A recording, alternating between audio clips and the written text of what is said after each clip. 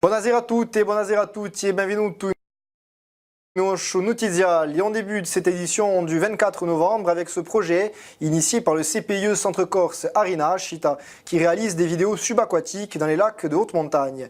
Dans une eau à 5 degrés, les plongeurs ont comme objectif d'étudier l'omble de fontaine, un poisson introduit il y a 40 ans dans les eaux corses et qui s'est rendu coupable de la destruction de plusieurs espèces endémiques. Au lac de Melo, à 1700 mètres d'altitude, c'est dans la période de reproduction que tout se joue, l'occasion pour nous de prendre de la hauteur. C'est une opération qui consiste à filmer les fonds du lac du Mel à la recherche de poissons d'espèces introduites, puisque dans le cadre de notre projet Casa di Lac, nous sommes depuis 3 ans en train de faire des études sur les différents cours d'eau de Corse, et donc là, au niveau des lacs, c'est la seule façon de pouvoir voir de visu, donc en les filmant, ces espèces introduites qui se répandent ensuite sur tous les cours d'eau de Corse. Donc là, on est en période de frayage, donc on est là pour constater ce qui se passe au fond du lac du Mel. Il y a aussi, avec d'autres scientifiques que nous avons commandités, nous sommes en train également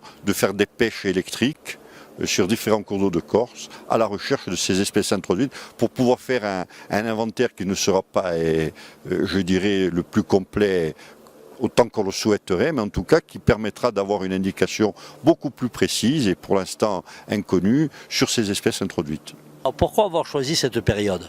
Parce que c'est la période de frayage, donc là on peut voir, je dirais, presque à la surface de l'eau, les saumons qui sont en train de frayer, et donc ça nous permettra de voir les autres espèces qui sont dans le lac du Mel particulièrement. Le saumon de fontaine est présent dans 3 lacs en Corse, hein, le lac où, en tout cas où il prospère de manière naturelle, de manière conséquente, c'est le lac de Mel, le lac de Capité et le lac de Bastagne.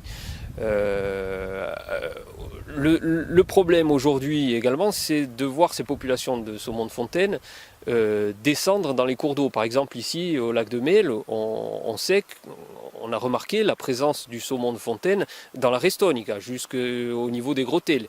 Donc là aussi, à terme, ça peut poser problème sur les populations de truites. Donc vous voyez que c'est vraiment une problématique importante sur laquelle il faut engager plus de moyens et sur laquelle il faut travailler davantage.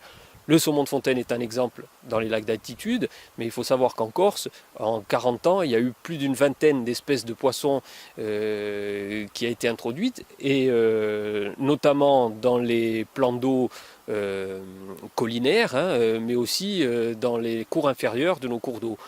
Quelques espèces, à titre d'exemple, le verron, hein, la carpe, la tanche, la perche et même le black bass dans le plan d'eau de Codole, par exemple, qui sont des espèces qui n'existaient pas avant et le fait d'introduire ces espèces-là, ça a un impact écologique évident, même si aujourd'hui on n'est pas véritablement en capacité de mesurer l'impact de ces introductions-là. C'est pour ça qu'il faut inciter les scientifiques, les chercheurs à prendre ce problème à bras-le-corps pour améliorer nos connaissances. Comment est arrivé ce saumon de fontaine justement jusqu'ici ? C'est un poisson qui a été introduit volontairement dans les années 70. Bien sûr, au départ, à la demande des pêcheurs, on pensait bien faire, puisque c'est une espèce qui s'est bien acclimatée, qui est originaire d'Amérique du Nord, qui s'est bien acclimatée dans nos lacs. Et donc, elle s'est tellement bien acclimatée qu'elle a prospéré.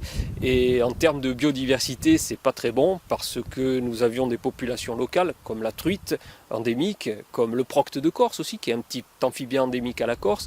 Et 40 ans plus tard, on se rend compte que malheureusement, ces espèces-là ont complètement disparu parce que le saumon de fontaine est rentré en compétition avec certaines, a occupé la même niche écologique et que comme c'est un prédateur beaucoup plus important, à terme, il a complètement effacé ces populations-là.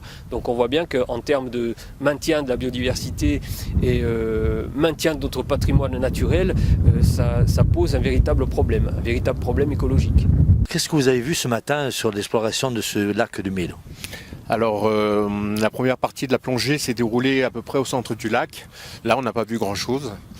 Un gros tapis de feuilles au fond et pas trop de visibilité. Et en remontant tout doucement vers l'embouchure de ce cours d'eau, on a pu observer le fameux saumon de fontaine. Alors, il y a beaucoup de population dedans ? Alors, je peux vous dire qu'au centre, il n'y a pas grand-chose, mais sur les bords, Donc comme c'est la période de frais du saumon, on voit pas mal de saumons, oui. Des petits saumons qui remontent le cours d'eau.